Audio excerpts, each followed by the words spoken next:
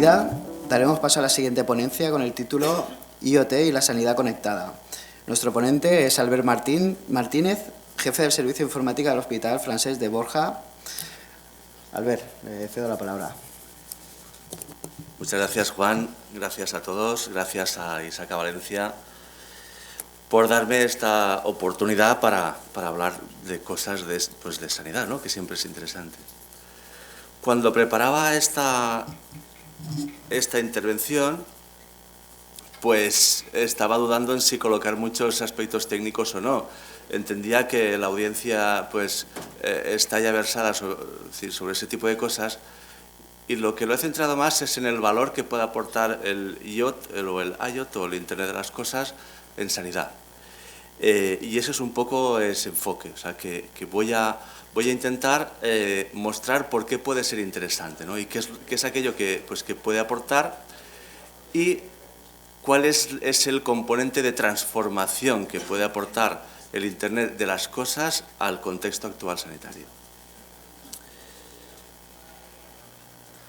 Bueno, de hace unos años pues hay una percepción de que hay un cambio de enfoque en los sistemas sanitarios, de forma que, bueno, pues que se está cambiando ese enfoque desde enfocado hacia la enfermedad y se está orientando hacia el paciente, entendiendo como un todo. Y eso plantea los diversos retos a los gestores. Uno de ellos, es importante, es la accesibilidad. Es la capacidad que tenga el sistema para darle la asistencia necesaria al paciente conforme sea necesario, es decir, que no tenga que esperar o que se le pueda atender conforme su proceso asistencial o su contexto necesita, ¿no? Eso tiene que ver un poco con los aspectos de capacidad para afrontar la demanda tan variable como es en la sanidad.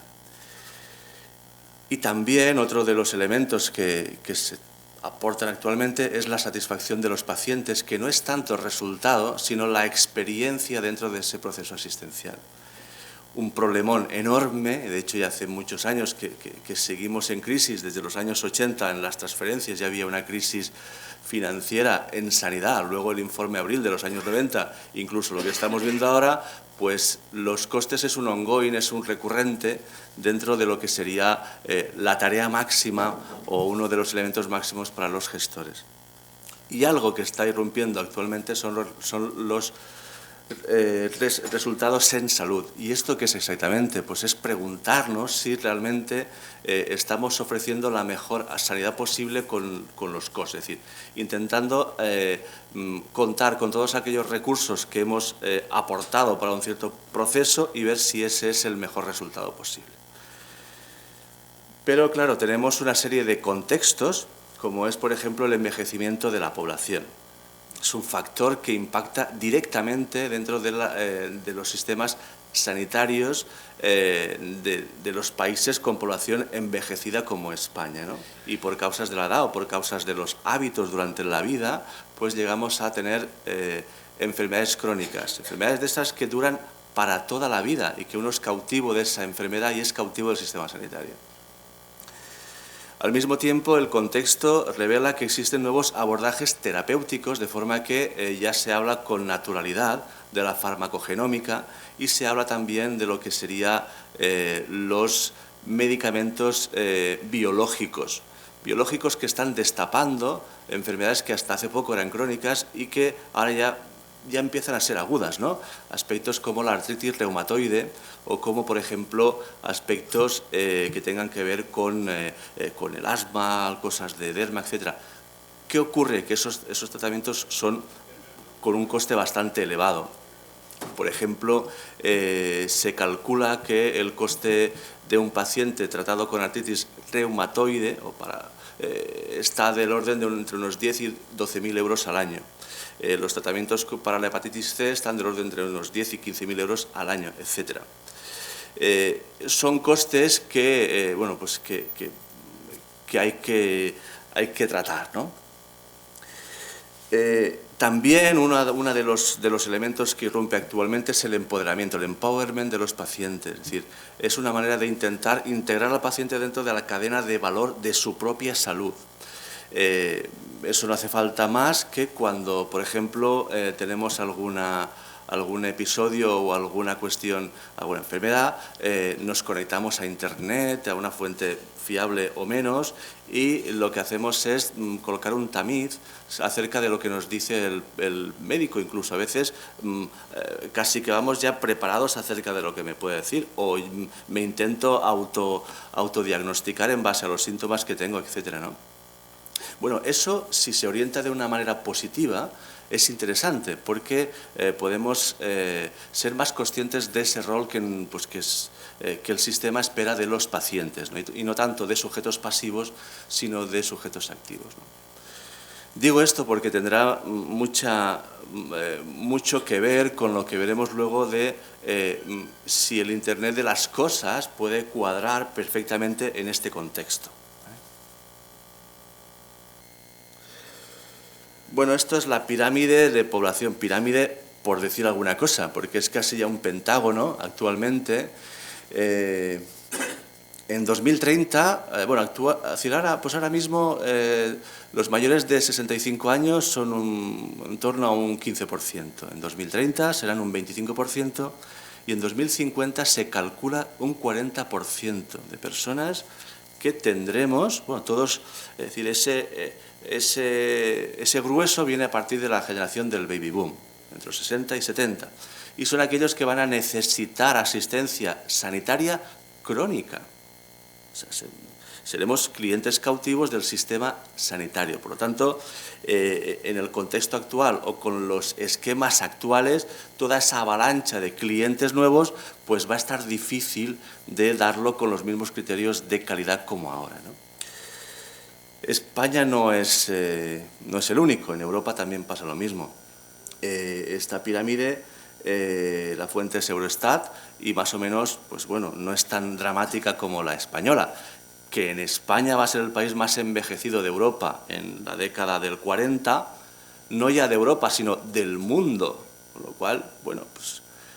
Pero aún así, en España resulta que tenemos la esperanza de vida más alta de Europa y la tercera del mundo, para las mujeres sobre todo, que bueno, que tienen ahí una tasa fantástica. Los hombres menos, bueno, no sé, genético supongo, ¿no?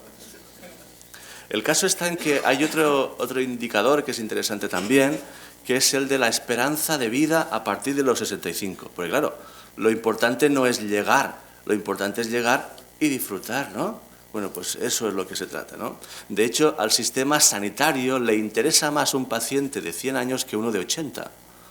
Porque el de 80 es posible que si le atiendes porque tiene enfermedades crónicas y el que llega a 100 es porque llega sanito, generalmente.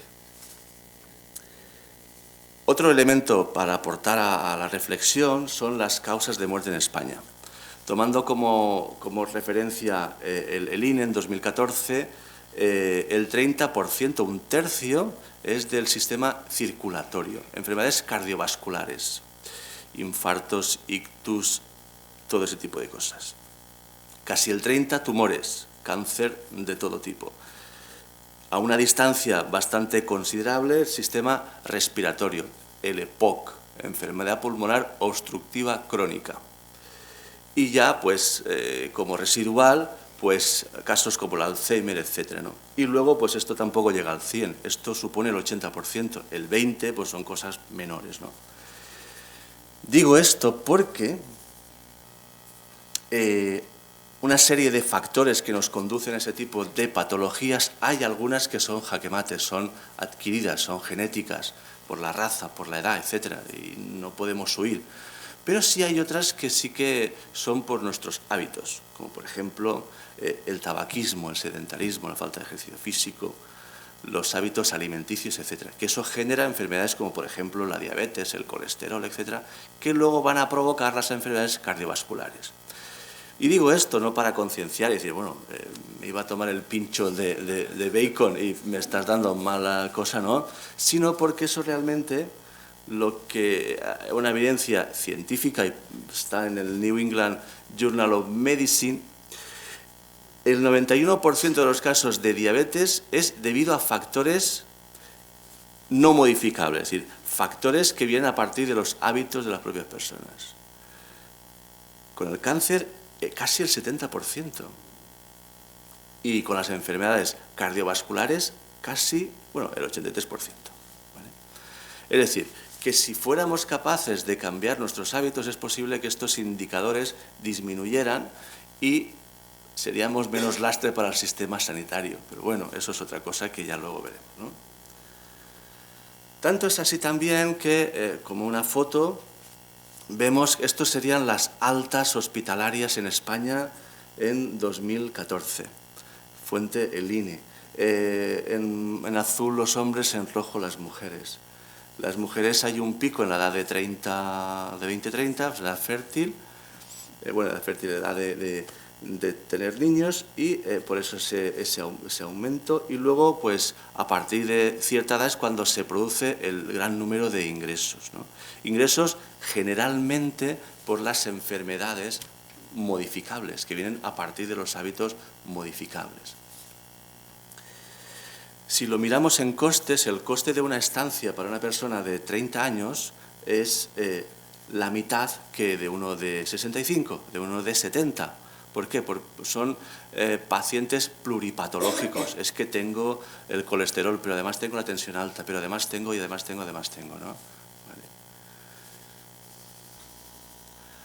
De forma que la cronicidad aumenta con la edad, eso es así, pero también es cierto que, pues que viene influida por los hábitos modificables. Tanto es así que el 80% de las consultas a atención primaria es debido a los pacientes crónicos, el 80%, o el 60% de los ingresos en los hospitales, o el 70% del gasto sanitario. Algo hay que hacer para que tengamos el menor número de enfermos crónicos. Y si además con la avalancha que viene en los próximos años, pues alguna cosa habrá que hacer para cambiar toda esta dinámica. Inyectar más recursos es una opción, pero los costes también van bastante justos. En un informe de la Consellería de Sanidad en 2012 decía que el 60% de la población de la Comunidad Valenciana pues sufre algún tipo de enfermedad crónica y que asumen o supone entre el 70 y 80% del coste o del gasto sanitario. Es decir, habrá que inventar alguna historia, ¿no?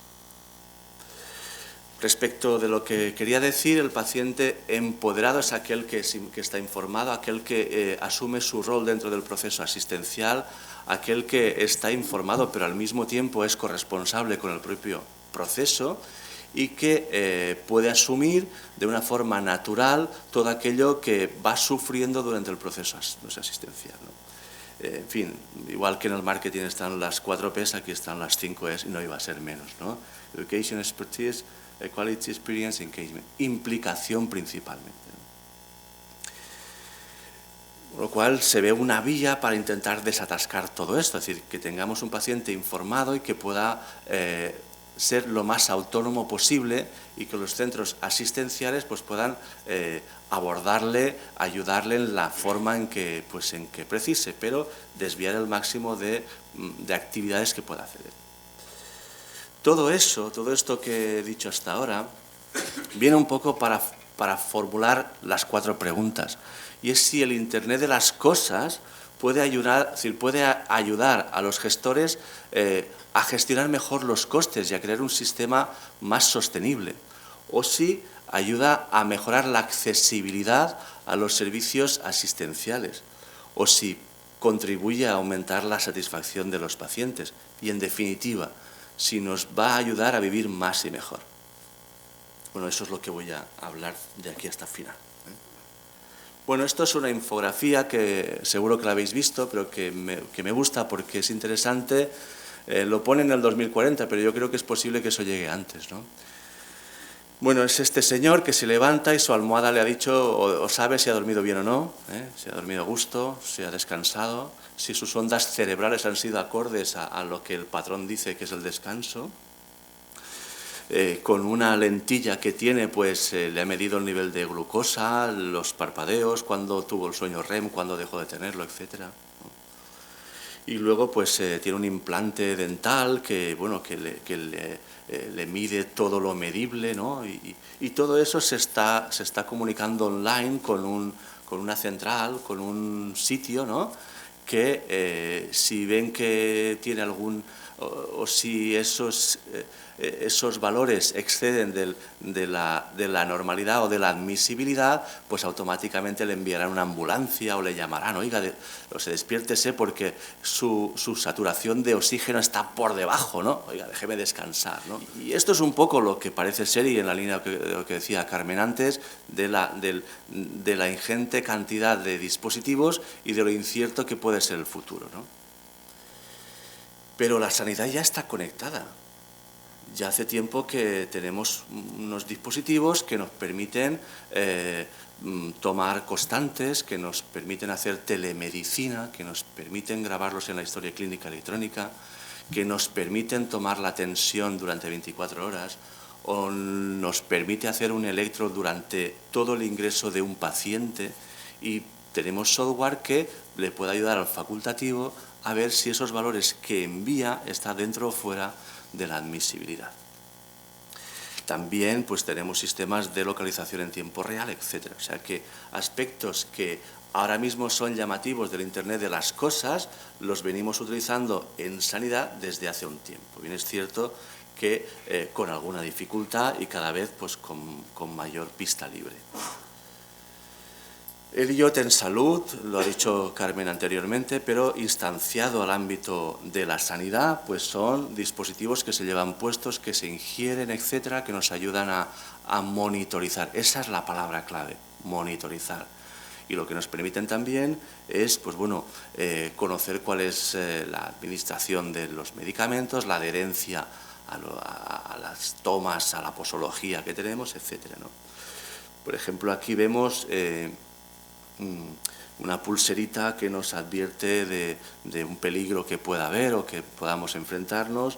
Lo que tiene el bebé es un termómetro, fíjate qué fácil, ¿no? Y no a medianoche te avisan al móvil, ti, ti, ti, ti, el nene tiene 38, de maravilla, ¿no? No tener que levantarte para... Pero bueno, en fin, ¿no? El esquema general podría ser este. Tenemos una serie de dispositivos diversísimos, y todos ellos, pues bueno, son sensores que miden cosas, ¿no? Dentro del cuerpo, fuera del cuerpo, en el exterior, miden cosas, ¿no? Y luego tenemos unos dispositivos que les llamamos aquí centrales de monitorización, que son quienes se encargan de recoger los datos que emiten o que transmiten los sensores. Las vías, pues no hace falta decir más, Wi-Fi, USB o Bluetooth, incluso con RFID, con Zigbee.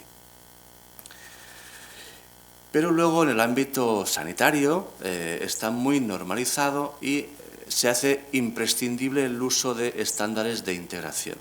La información necesita que se estructure de una forma que sea conocida por ambas entidades, emisor y receptor, y existen multitud de estándares.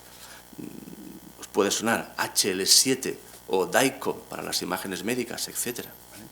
Entonces, pues bueno, una complejidad añadida en las apps o en las aplicaciones del ámbito sanitario precisamente son que han de ir con la implementación de los protocolos de integración, HL7, DICOM, etc., ¿no? Que puede suponer un sobrecoste, pero bueno, es una aumentación que le hacen al producto, en definitiva, ¿no?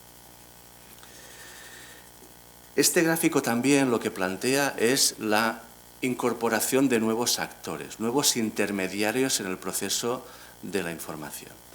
Es posible que pensemos que quien le prescribe el dispositivo, el sensor al paciente es el facultativo, o no. ¿Cuántos tenéis un Fitbit o similar? Y es muy tentador comprar pues algún dispositivo de estos que me mida la frecuencia cardíaca, porque yo soy un poco maniático de ese tipo de cosas, ¿no? Y quiero saberlo, ¿no? Y necesito saberlo.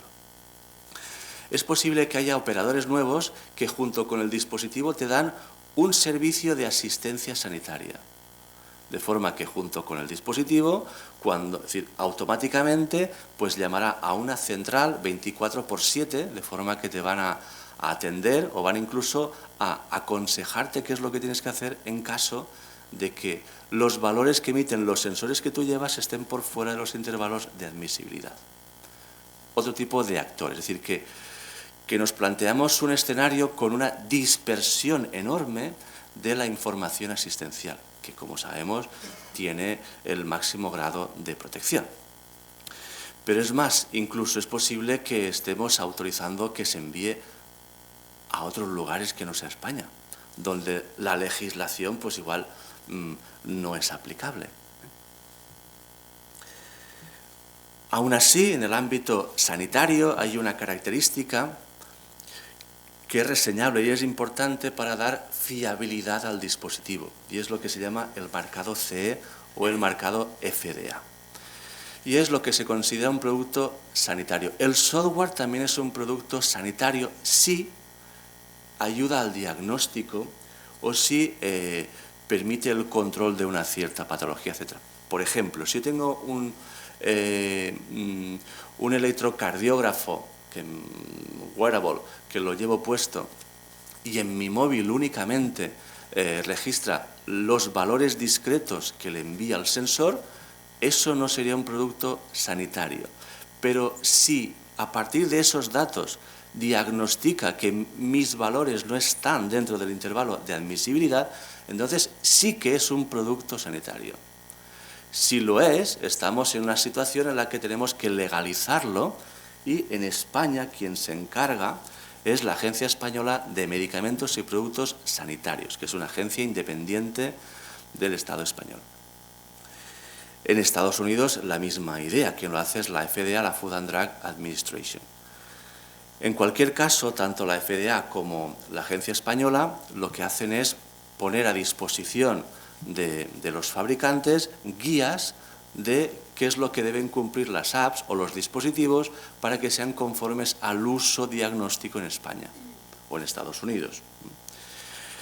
Eso da también una confiabilidad a quien lo va a usar. De hecho, es un signo o es una característica distintiva o diferenciadora de los dispositivos, aparte de que es ilegal un dispositivo que ayude al diagnóstico o que emita un diagnóstico y que no tenga el marcado C y se distribuya en España.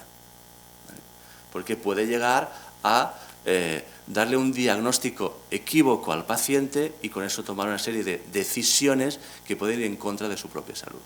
Los dispositivos de consumo es lo que se llama actualmente la consumerización. Podemos ir a comprar en Amazon un dispositivo, etcétera.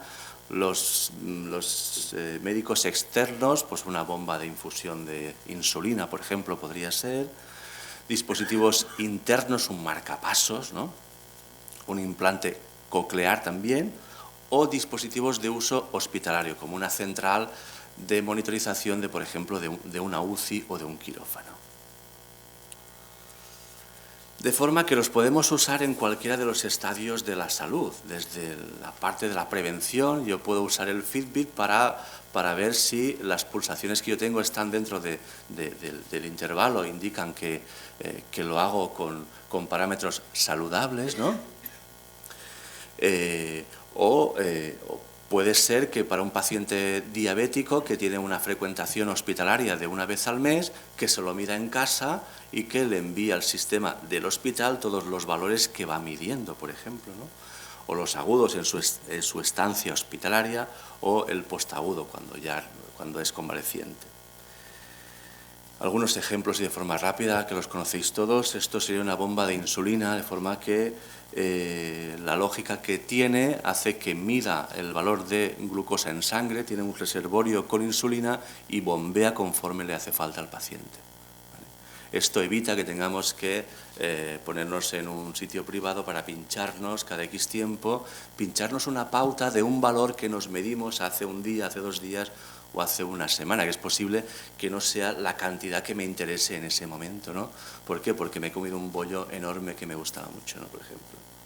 O también puede ser un marcapasos, ¿no? O puede ser un aparato de telemetría. Esto es para hacer un electro continuado. Esto es muy interesante para los pacientes ingresados con patologías cardíacas.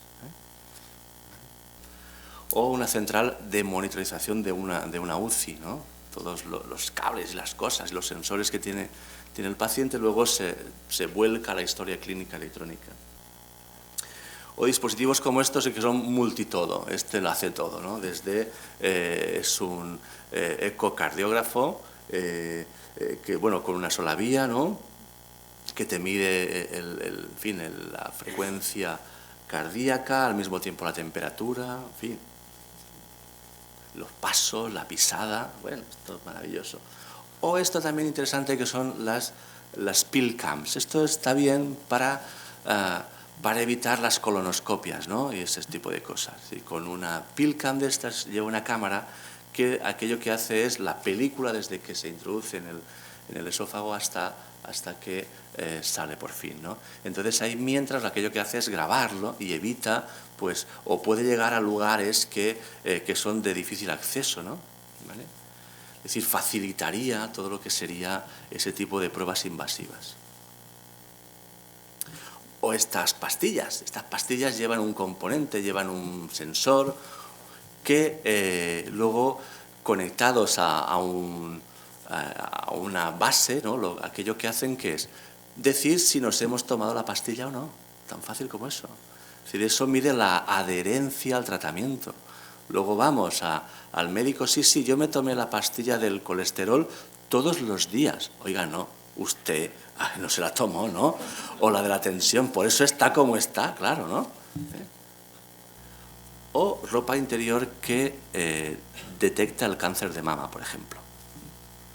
O también este niño que duerme tan dulcemente, pues lleva un sensor que lo que hace es detectar si tiene alguna convulsión epiléptica, por ejemplo.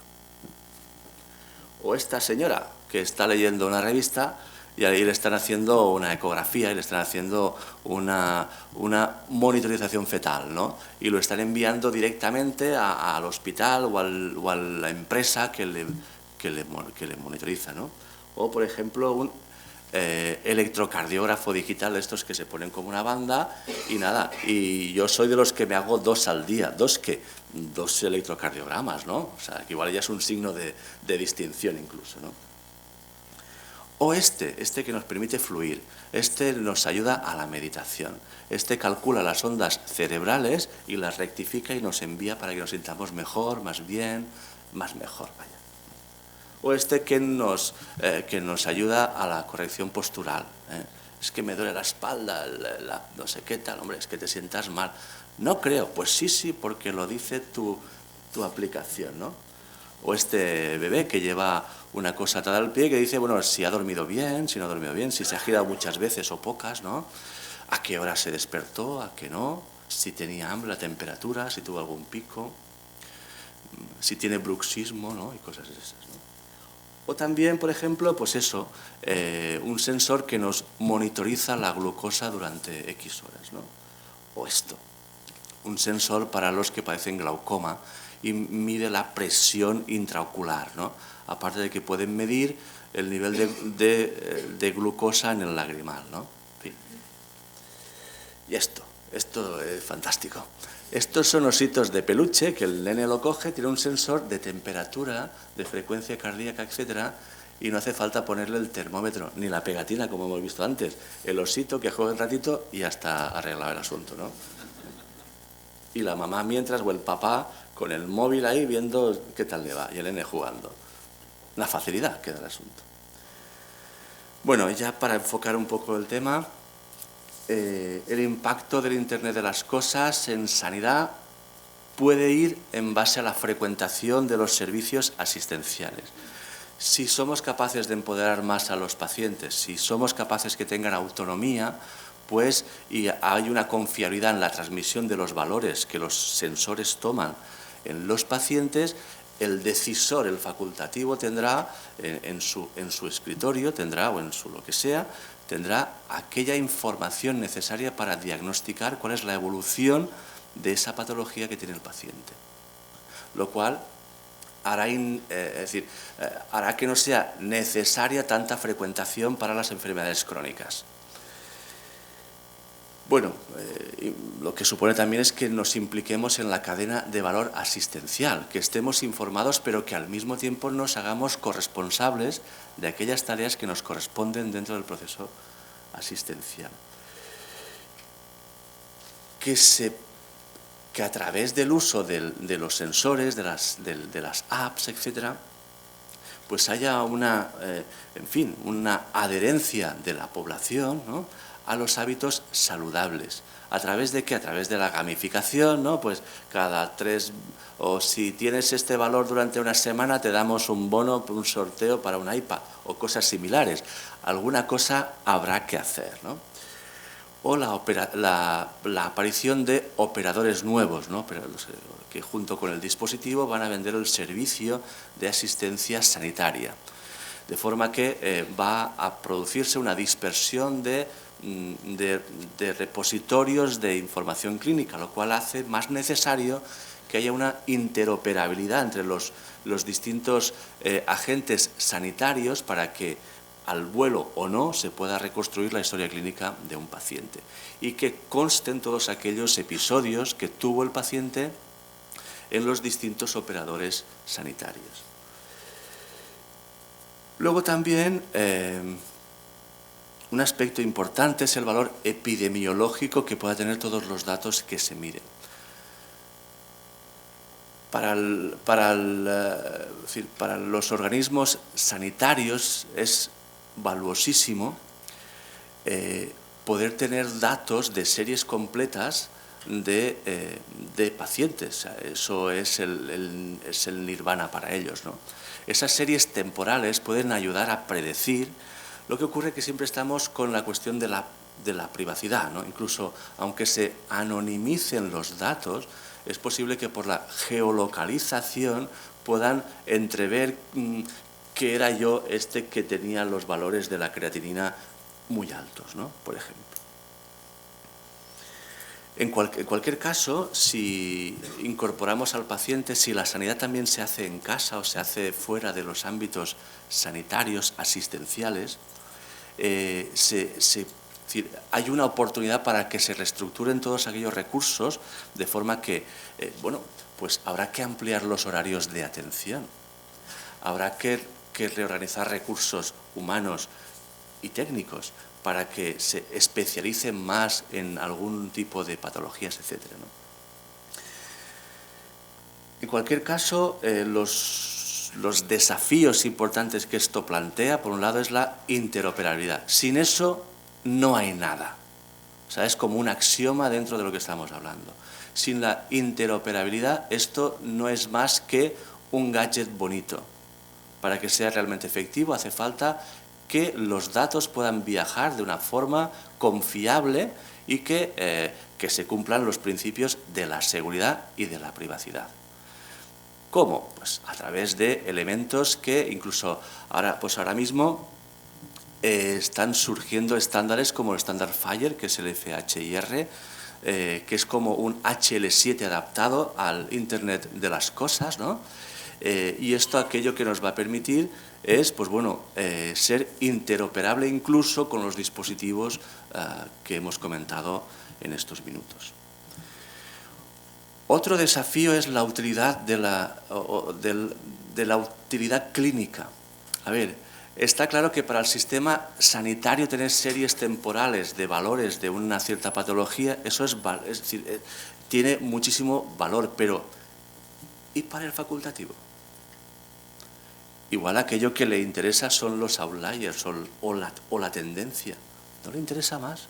Solo cuando tuvo un valor por encima de sí. Es decir, que ahí eso hace que aparezcan nuevos componentes de software con una lógica que permita preparar, resumir, sintetizar la información que producen todos los Internet de las cosas para los decisores.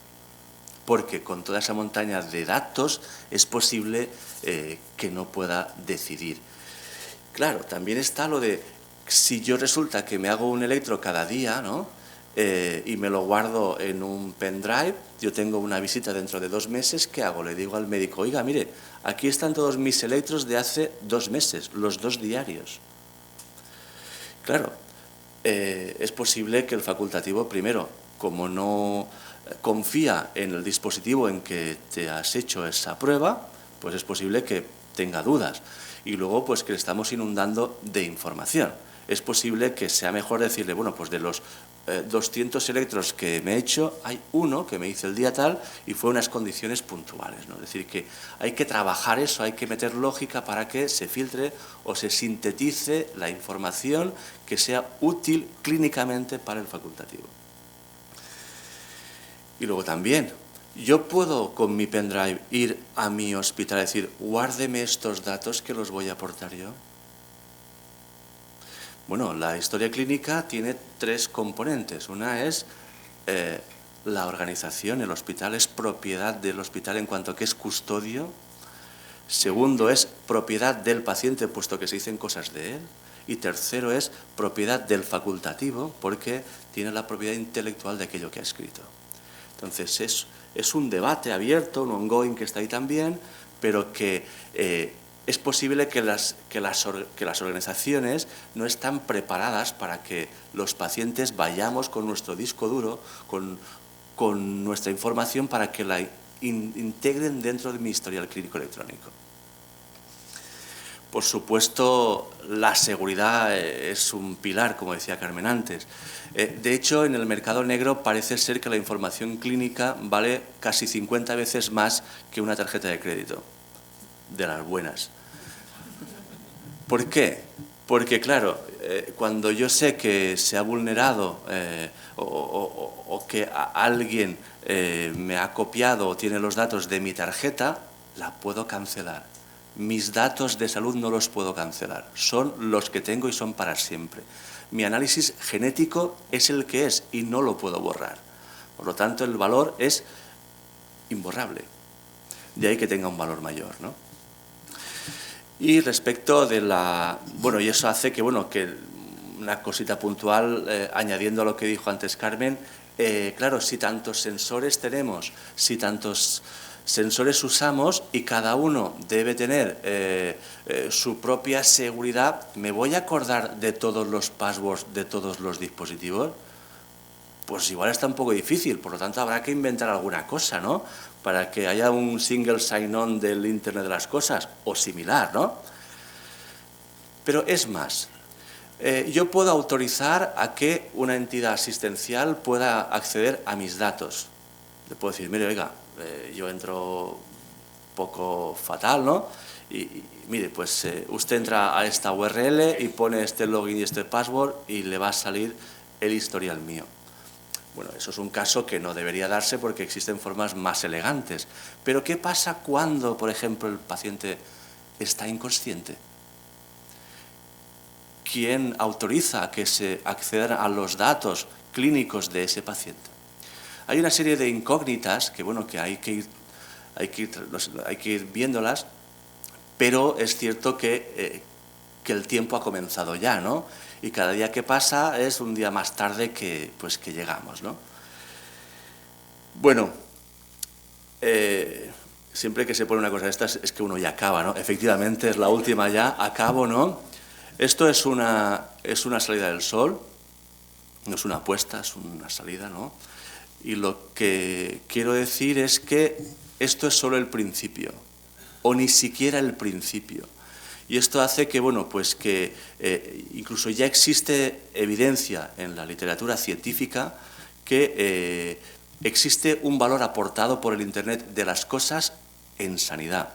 De forma que es posible que en los años próximos veamos que es capaz de alcanzar o aumentar la accesibilidad a los sistemas asistenciales, que haga que sean más sostenibles y que, en definitiva, que nos permita vivir más y mejor. Gracias. ¿Hay alguna pregunta? Mi pregunta, como entenderás, va a ser de seguridad.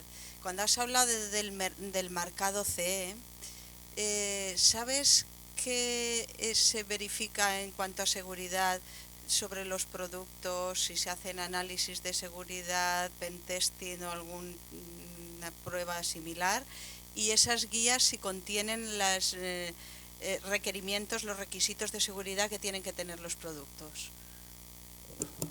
Bueno, hay unas guías.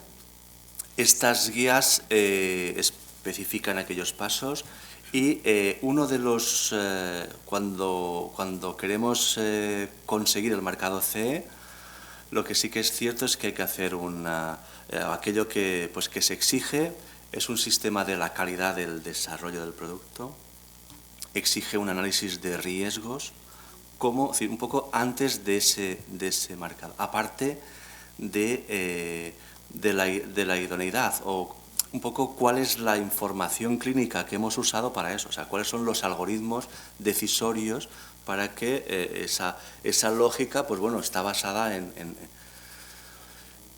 específicamente en seguridad. No hay un detalle excesivo, pero sí es cierto que invita a que la seguridad se haga desde el propio diseño del dispositivo, aunque sin entrar en la arena de los detalles. Pero sí hay una mención a que realmente hay que hacer un análisis de los riesgos, tanto si es una aplicación como si es un dispositivo. Sería interesante poder participar en marcar las pautas de seguridad y cómo securizar, ¿no? Estaría bien que se detallara más y se especificaran requisitos de seguridad. Claro, ahí sería cuando se obtendría valor, ¿no? Porque una parte sería el aseguramiento funcional de que ese dispositivo responde a unos algoritmos que están respaldados por la comunidad científica, pero al mismo tiempo el uso que se hace es un uso... No, porque aquí hay una cuestión y es que damos valor, o igual es por el español, pero es interesante que los dispositivos sean tanto safety como security. O sea, safety en cuanto a que hacen lo que tienen que hacer y no fallan, ¿no? O sea, que ese valor que miden es el que es y no es otro. Y tanto como el de seguridad en cuanto a la confidencialidad, integridad y disponibilidad, ¿no? Pero que sería interesantísimo participar y decir, oiga, que le falta esto, añádanlo, ¿no? Es ahí donde hay que meterlo. Eso es. Ajá. Gracias.